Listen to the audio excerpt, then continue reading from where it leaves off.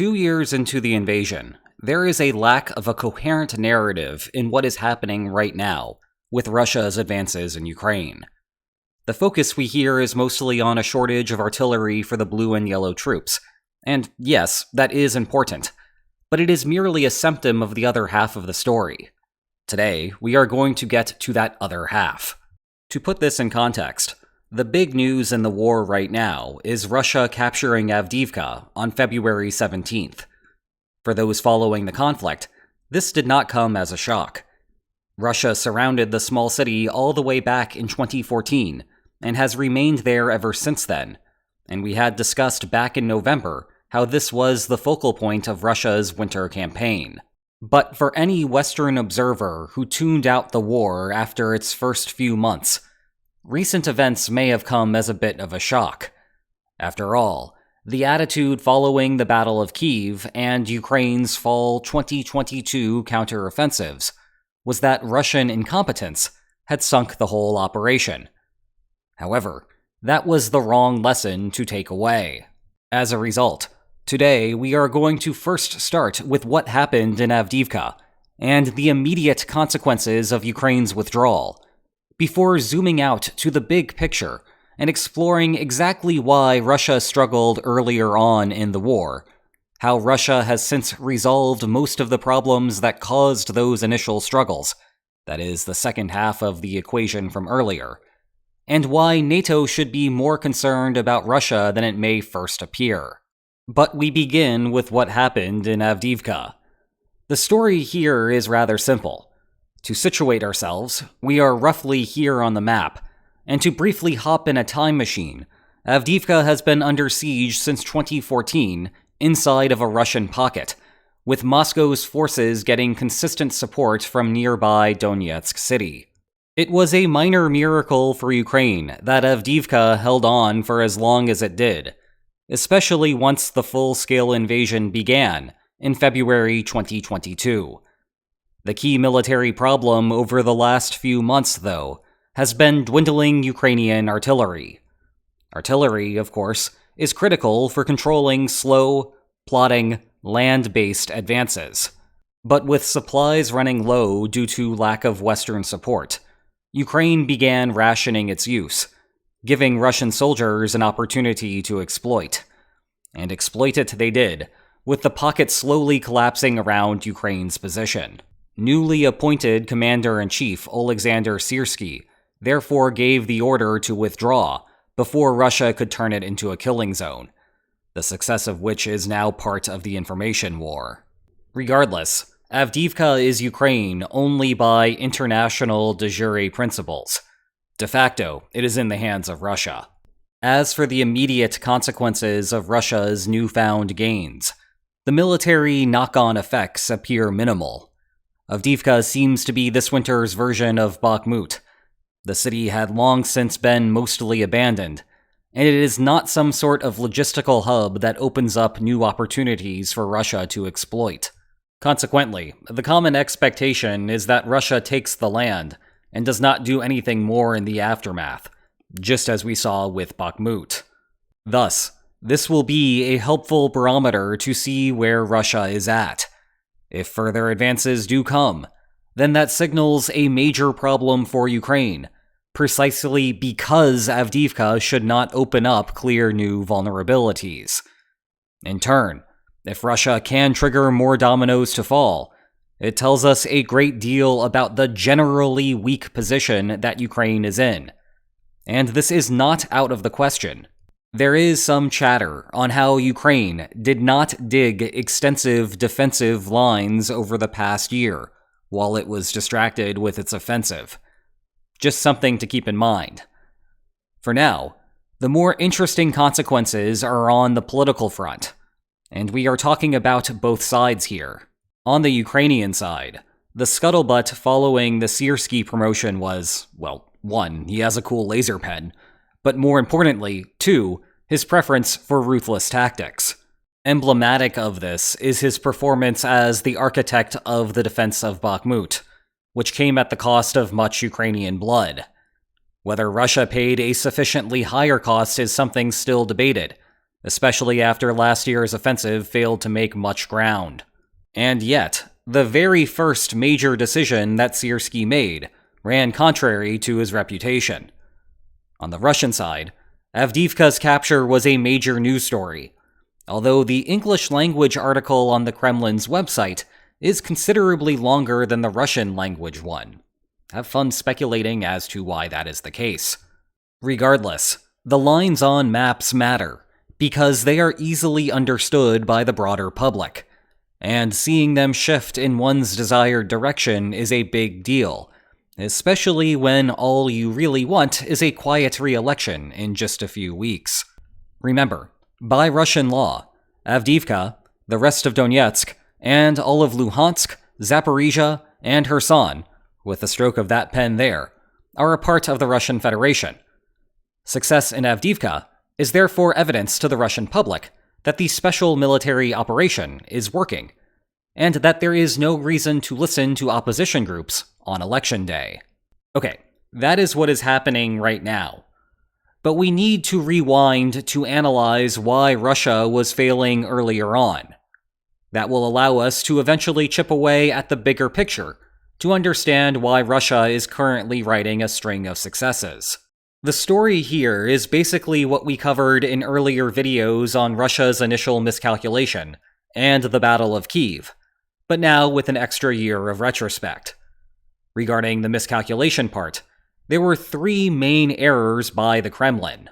First was the expectation that Russia's high-quality military would crush Ukraine's ragtag army.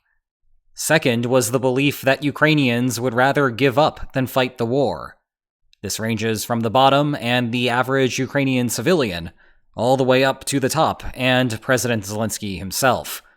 Finally was the bet that Western governments would accept Russia's fait accompli, and I just now noticed in my script that fate got autocorrected to fair. Quite the irony. In any case, it turns out that all of these assessments were incorrect. Corruption up and down the ranks had left the Russian armed forces in shambles. Ukrainians were, in fact, ready and willing to defend their country, and the West, especially given Russia's vulnerabilities, wanted to assist Kyiv. Within the Battle of Kyiv specifically, Ukrainian commanders exploited Russia's false beliefs. Armored personnel carriers, tanks, and other vehicles became easy targets to disable, with metal having been ripped off to sell for scrap, or their fuel having been siphoned off for similar black market purposes. This is how the joke began that Ukraine's biggest foreign arms supplier was Russia. More broadly, Ukraine took advantage of Russia's woefully inadequate troop numbers. This was first done by recalling Ukraine's troops to defend the capital. Ukraine successfully dispatched the all-too-small invasion force in that region, though doing so came at the expense of significant territorial losses to the east. Ironically, though, this only created a new problem for Russia. There was now an expansive front line with still too few Russian troops, despite the reallocation of those from the Western Front to the new lines. This allowed Ukraine to execute the fall 2022 counteroffensives, first in the north around Kharkiv, and then in the south with the retaking of Kherson. Everything seemed to be going right for the Ukrainian army. Kyiv had been dealt a bad hand, but had outplayed its opponent. Meanwhile, the West grew comfortable with the situation. Ukraine was doing well without NATO having to make major investments in artillery and arms production. This was a relief. A large part of that infrastructure had disappeared as a consequence of the peace dividend that the end of the Cold War had created. Given that factory operations can take years to spool up, and that Russia was facing a series of embarrassments, none of this seemed necessary. That assessment was wrong. While the narrative of Russian failures persisted for much later, Moscow was preparing to rebound. It is a fallacy to assume that strategies stay constant over time, when the actors involved have tremendous incentive to innovate. Now, by all accounts, the military adaptations took Russia far longer than they should have. Part of this was a continuation of the corruption problems. No one wanted to be the person who tells Putin that the system is broken. And part of it was that any major structural change would kill the veneer of a special military operation inside of Russia, as it was first described here on February 24th, 2022. But nevertheless, there was a clear mismatch. The Kremlin's expectations entering the war simply did not match the facts on the ground. Eventually, the disconnect could not be denied, even if this process was delayed and piecemeal. 3 decision points were critical in the revision of Russia's war strategy. First was acceptance that Kyiv was a costly blunder. Although striking there did force Ukraine to leave its eastern flank understaffed, further engagements in Kyiv were just a waste of equipment. The second was September 2022's mobilization, recognition that Russia's budget army could not hold such a long front line.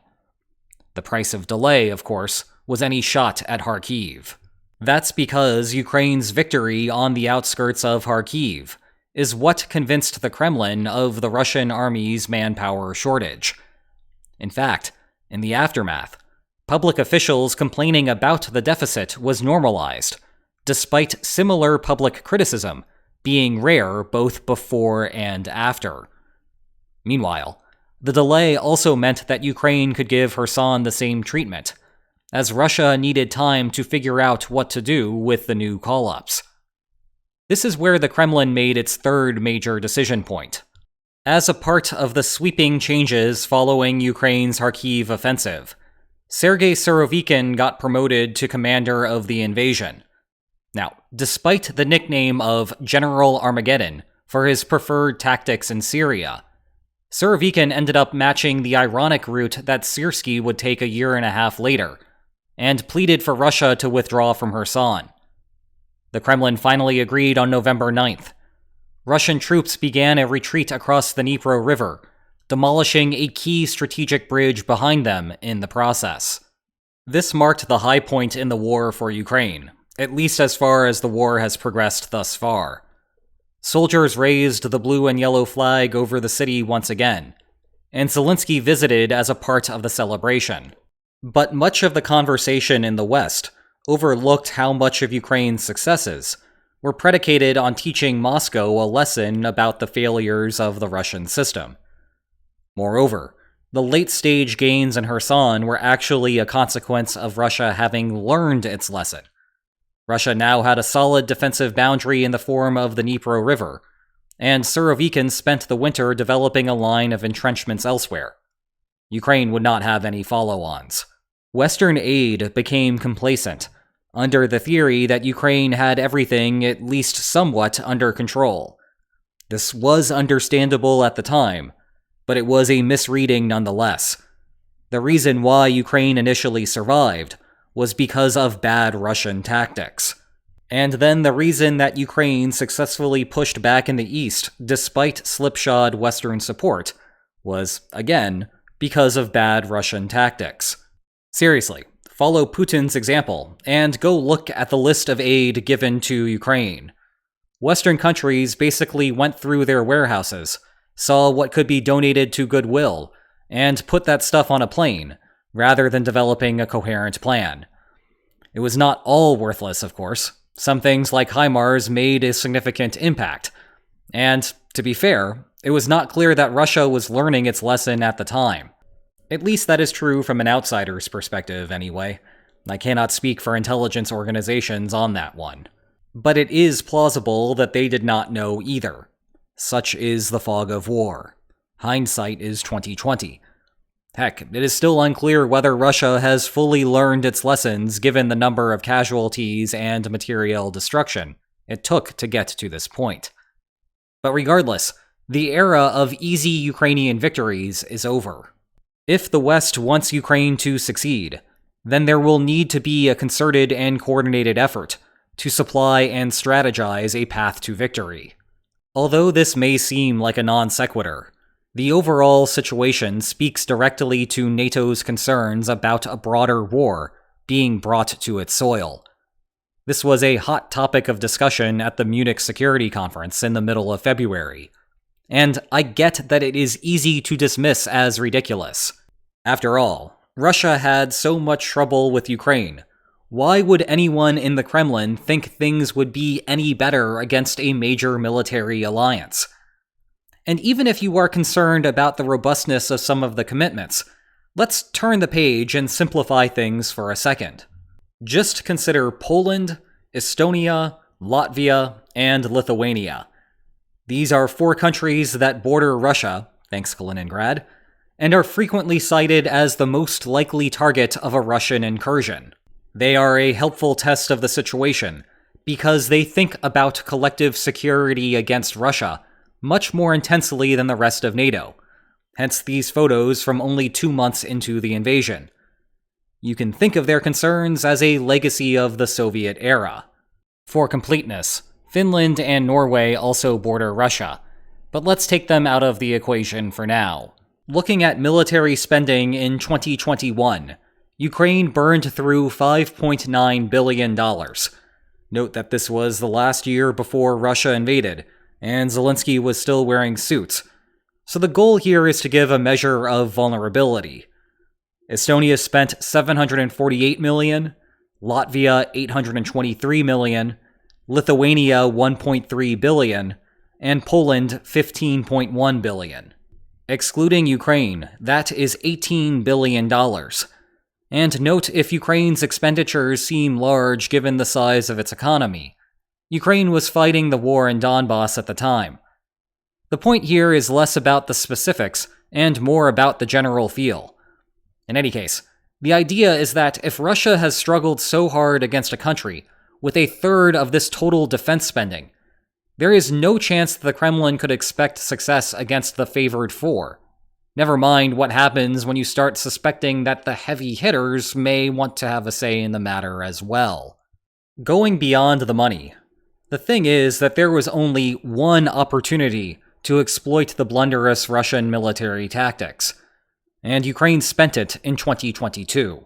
So, back in the day, we had an arbitrarily drawn line with lots of Russian men and materiel, but bad implementation. Today, we have a line with fewer resources, but better implementation. Now, there has been so much loss on the Russian side that I do not mean to imply that Moscow somehow finds itself in a better position today than at the end of 2021. And let's not forget that the invasion caused Finland and Sweden to join NATO. Sweden is going to get confirmed soon, right? Right? It is just that the gap is not nearly as large as it may seem. This does not mean that a war with NATO is going to happen. Remember, wars are the result of bargaining failure, not merely military capacity. But the line that the West is willing to put up with is a function of Russian military capacity. So Moscow correcting its mistakes should be worrisome to NATO. Hey, did I just say that war is the result of political bargaining failure? If only there were a book on that exact topic. Heck, just imagine if there was another on a related subject. Check the video description for more information on those. And if you enjoyed this video, please like, share, and subscribe. And I will see you next time. Take care. Well, he's been found. I guess Gerasimov got tired of thinking about statues, touring the United States Capitol building, and holding on for dear life outside of Air Force One. Maybe he just wanted a snack.